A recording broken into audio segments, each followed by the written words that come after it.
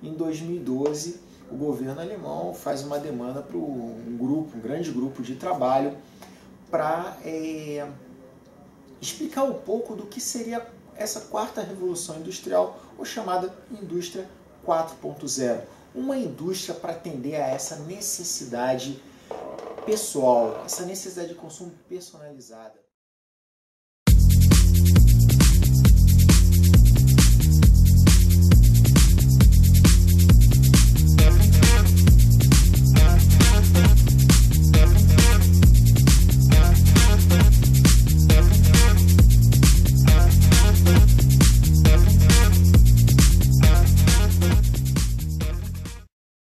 E aí, então, a indústria que estava acostumada a produzir de forma seriada, então com muito pouca variação de produtos em toda a sua linha de produção, começa a pensar, né? Começa a pensar, e aí surgem movimentos de, por exemplo, customização em massa. Ou seja, com a mesma planta industrial, eu venho e começo a produzir, com algumas adaptações em meus equipamentos, começo a produzir soluções específicas, praticamente individualizadas. E aí, enfim, isso em 2012, 2013, junto com isso, começam a surgir as tecnologias disruptivas, que são tecnologias que revolucionam um momento, tá? Como a internet, por exemplo, como um computador, como a máquina, o motor a combustão, como a máquina a vapor.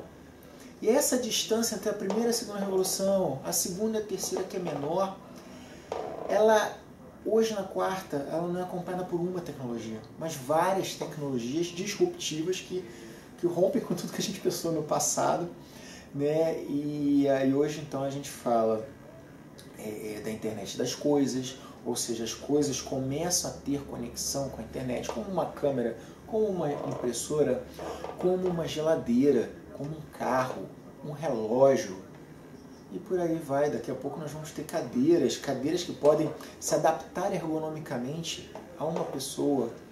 Tá? A gente pode ter organização de mobiliário em função de um determinado evento que eu venha fazer com os meus amigos. Ou então, quem sabe, né, uma casa pode se transformar no escritório, dependendo do acionamento de determinados móveis. E aí a gente pode falar inúmeras coisas.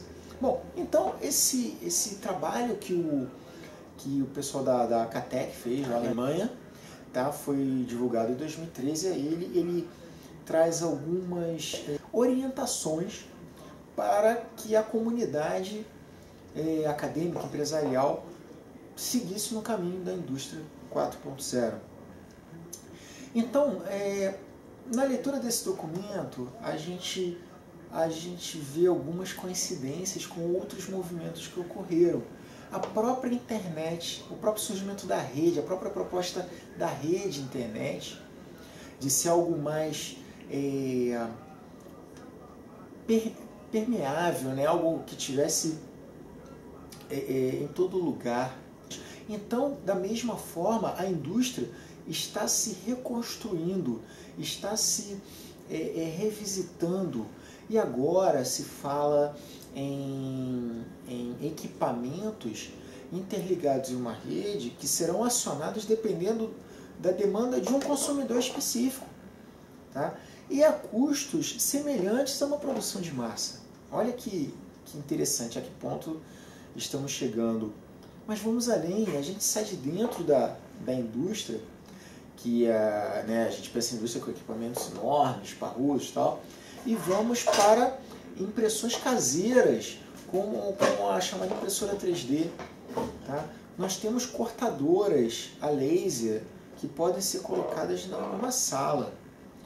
Então, essa fronteira ela começa a se desfazer da indústria, e ela fala com um próprio domicílio, ela conversa mais com a sua cadeia, né? Ou seja, os seus fornecedores, os seus clientes, os fornecedores dos fornecedores, e aí então eles começam a conversar entre si para fazer um planejamento lá do cliente de forma conjunta, né? Que a gente chama de a engenharia ponta a ponta.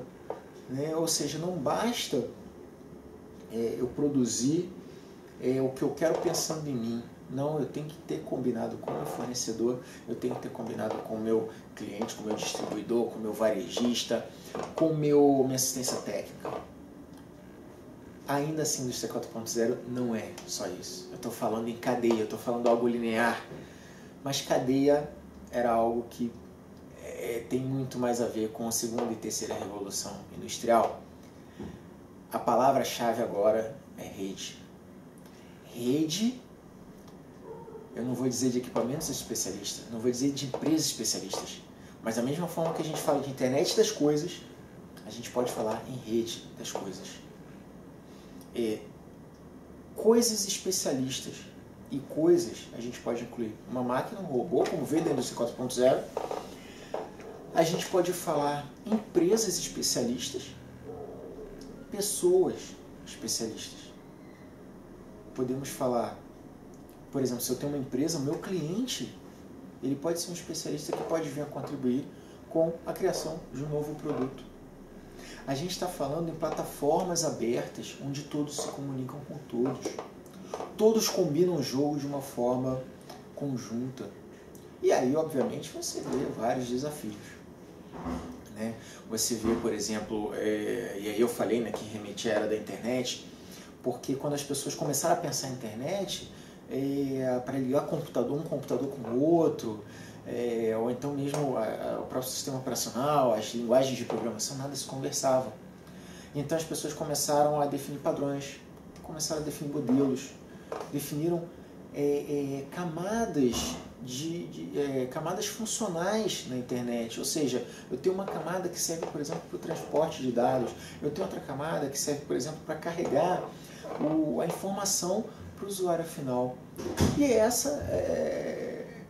quer dizer, esse é um dos caminhos que a indústria 4.0 está provocando, na época, né, em 2013, para a sociedade, né? Ou seja, vamos conversar novamente sobre padrões.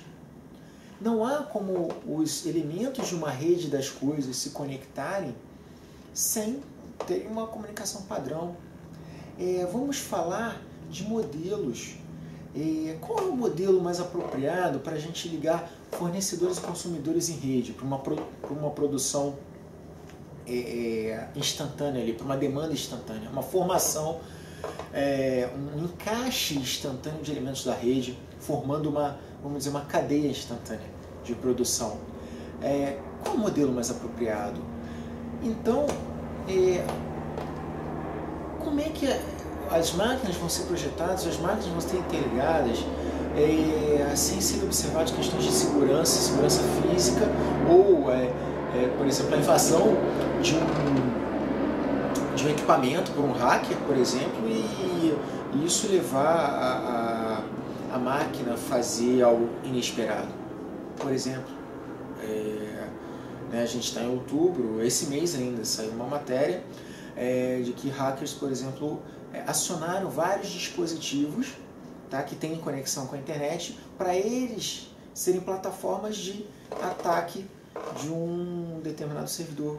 Ou seja, derrubou o servidor, derrubou aquela rede, usando essas coisas que estão ligadas pela internet.